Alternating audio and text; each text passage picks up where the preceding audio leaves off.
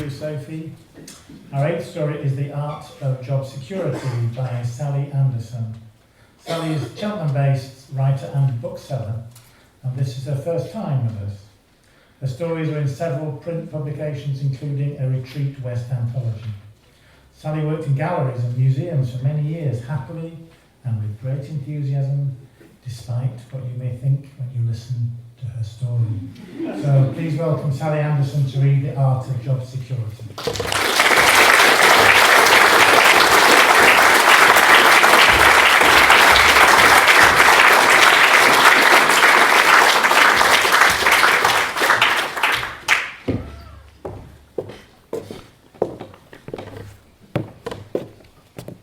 The Art of Job Security.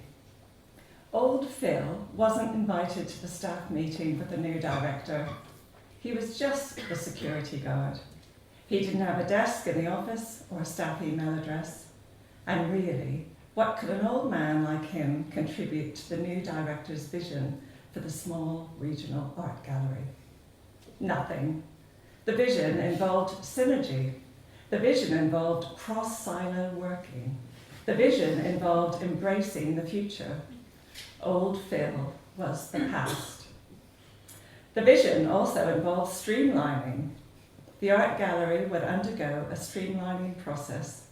The new director insisted streamlining was not a restructure.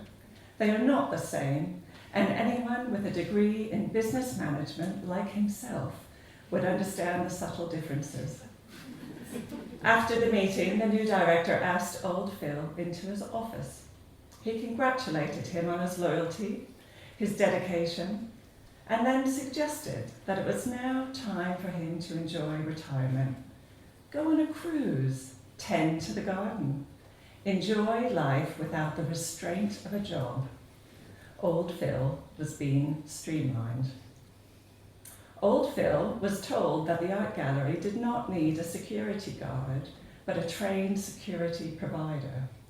A contracted individual not on the payroll, preferably young and projecting a sense of authority, who would be called in only at difficult times when extra help was needed, like a school visit or the Women's Institute monthly meeting. This was the future, and the art gallery was embracing it. The new director introduced old Phil to the security provider, Muscled Marcus. He was young, and his authority was honed from working the town's nightclubs. A date for old Phil's retirement was set. There was an unruly group of school children in the art gallery on old Phil's last day. Muscled Marcus suggested old Phil take a tea break. He would handle this. He was about to demonstrate his crowd control skills when the gallery's education officer appeared. She shook a handful of trail sheets at the rowdy group. Who chose something called, she adjusted her reading glasses, Unicorn Dream No. 5 as their favourite painting in the building? A child stepped forward. The education officer frowned. She did not like children, especially impudent ones. Do you take me for a fool? There's no unicorn painting in our collection. The child protested his innocence and led the furious woman, and Muscled Marcus, to the long room on the second floor. There, tucked between the 20th century paintings by minor British artists, was a small unframed painting of a unicorn. A unicorn mid-leap above a glitter rainbow, surrounded by a halo of shooting stars. The education officer's mouth silently opened and closed as she processed this discovery. When she regained the power of speech, she called over the gallery attendant slumped in his chair in the corner of the room. No, he hadn't noticed the painting.